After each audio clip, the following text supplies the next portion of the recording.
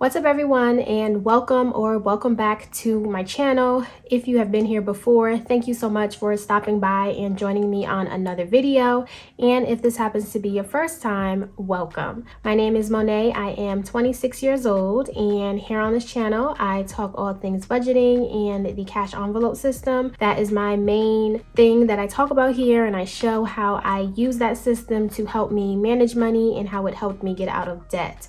So if that is something you are just learning or something you enjoy watching, then please be sure to hit that subscribe button down below and join the family. I would love to have you, and don't forget to click the notification bell so that you will always be notified whenever I upload my next video. So getting started with today's video, as we can see, it is going to be a sinking funds update. So what I like to do is at the end of every month, I come in, document my sinking funds, see what I did, and it allows me to start fresh for the next month. So if you're interested in seeing how much I was able to save and what I used within my envelopes, then just keep on watching.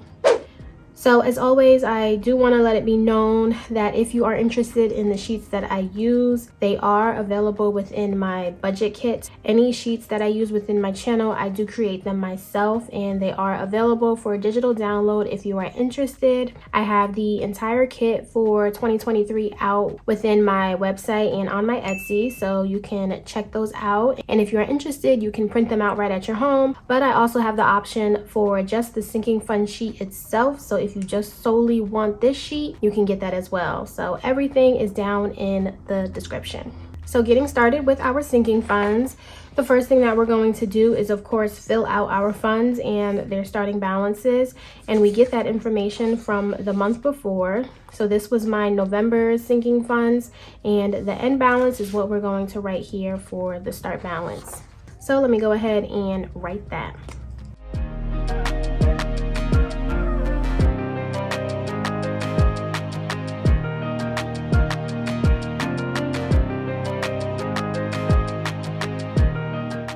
All right, so looking at my sinking funds, we see that at the start of the month for December, annual payments had 411, car maintenance had 648, car insurance 805, Christmas had 70, gifts 35, household 275, medical 445, vacation 549, taxes 9,267, and savings with 4,700. So that was a grand total of 17,205 at the start of the month. So next, what I like to do is list the funds and any transactions related to them, and I put the amounts here. So if I added money to the envelope, I would note it under the plus column. If I took anything out, I would put it under the minus column. And then the end balance is the end result. And I always want to ensure that that is the same number that I have within my envelopes for my binder.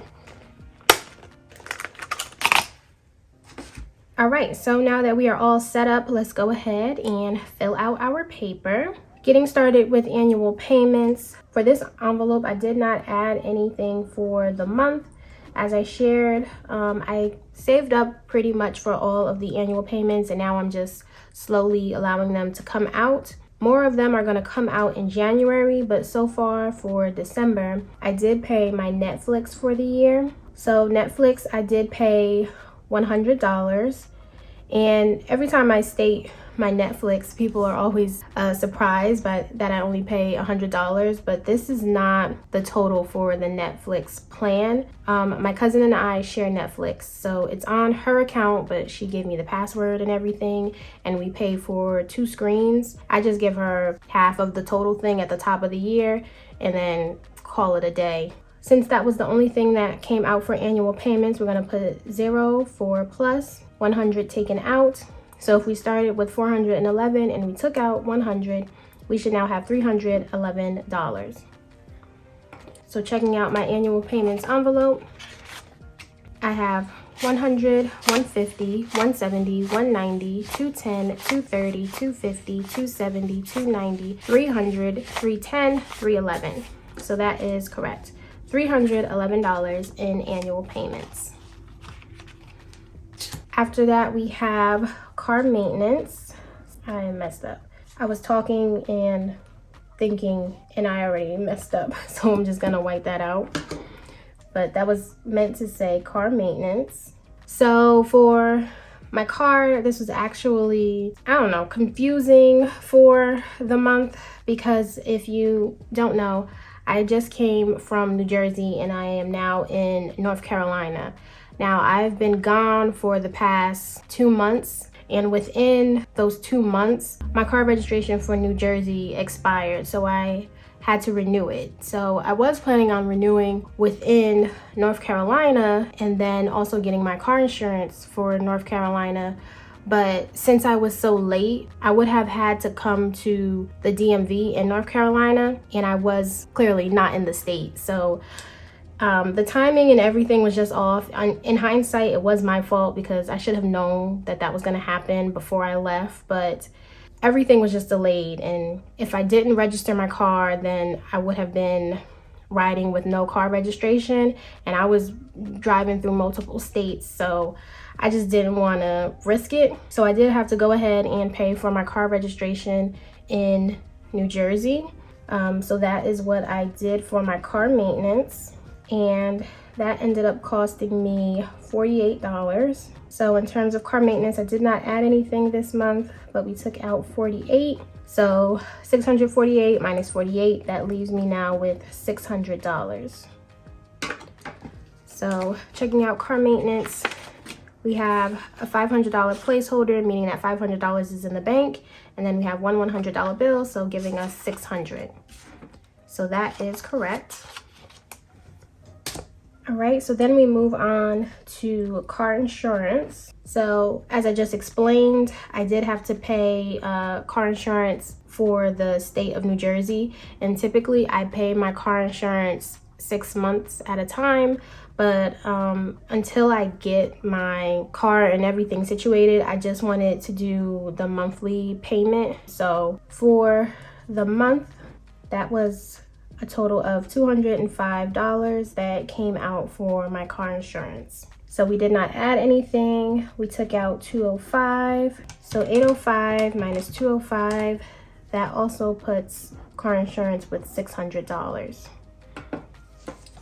So with car insurance, we have $500 in the bank, $50, $70, $90, $100. So another $600 is correct. All right, next we move on to Christmas. Within the month of December, I just finished up on the last bit of presents that I had to get for everyone. So that was the last $70 that was in the envelope. So we did not add anything. We took out $70. So that will leave us with $0 for Christmas. And as we can see, the Christmas envelope is empty. So we can get started with that in January and begin to build that for the next upcoming holiday. All right, moving on, after Christmas, we have gifts. But gifts this month, I did not do anything with. I did not add, I did not take anything out. So this should remain the same at $35.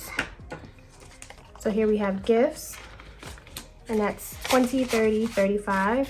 So that is true. After gifts, it is household, and this is again another envelope that I'm not really doing anything with. I just keep the $275 in there for when I need it. So checking out household, we have 100, 250, 70, 75. So yes, 275. Up next, it is medical, and I did use medical this month. I had to pick up a prescription, and that was a total of $20 that came out of this envelope. I did not add, I just took 20 out. So if we had 445, we take out 20, I should now have 425.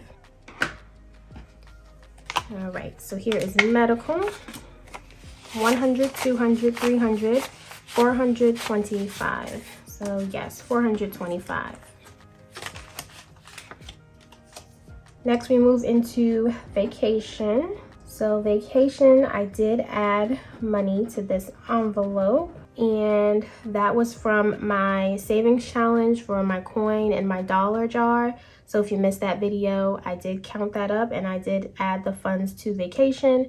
And then I also added $75 from my last cash envelope stuffing. So that was a total of $245 that was added to vacation. And then I also had to take out money from vacation. This was like a delayed transaction. It was an Uber that I forgot that I had to pay while I was on my vacation. So I just took that out of vacation, and that was $40 for that. All right, so if we go up here and we add the 245, we take out 40. If we started with 549 plus 245 minus 40, we should now be left with $754. So checking out vacation. So we have $500 in the bank for vacation. And then within actual cash, we have 50, 70, 90, 110, 130, 150, 170, 190, 210, 230, 35, 40, 45, 50, 51, 52, 53, 54. So we have 254, giving us a total of 754 for vacation. So that is correct. Next up we have here is for savings. So I'm just gonna jump to savings. And for the month, we needed $300 to complete our 5,000 goal, which we all know that we were able to achieve. So if we add 300, we took nothing out. That will give us our 5,000 for savings. And here in savings, we see we have our 5 placeholders for $1,000 each. So we have 5,000 in the bank. All right, so the last thing that we have is taxes. And for taxes for the month, that was a total of $438 that I should have. When it comes to taxes, the $9,267, I do keep that within the bank, but I just count to make sure I have my $438. So here within taxes, 100, 200, 300, 400, 20, 30, 35, 36, 37, 38. So yes, 438 for taxes. All right, so 438, took nothing out. So 9,267 plus 438, that'll give us $9,705 for taxes.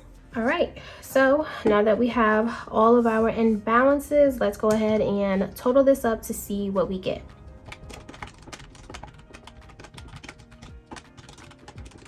All right, so that will give us a grand total of $17,705 that we have for our sinking funds. So that is how we ended the year for 2022, and now we can start our sinking funds fresh for January 2023.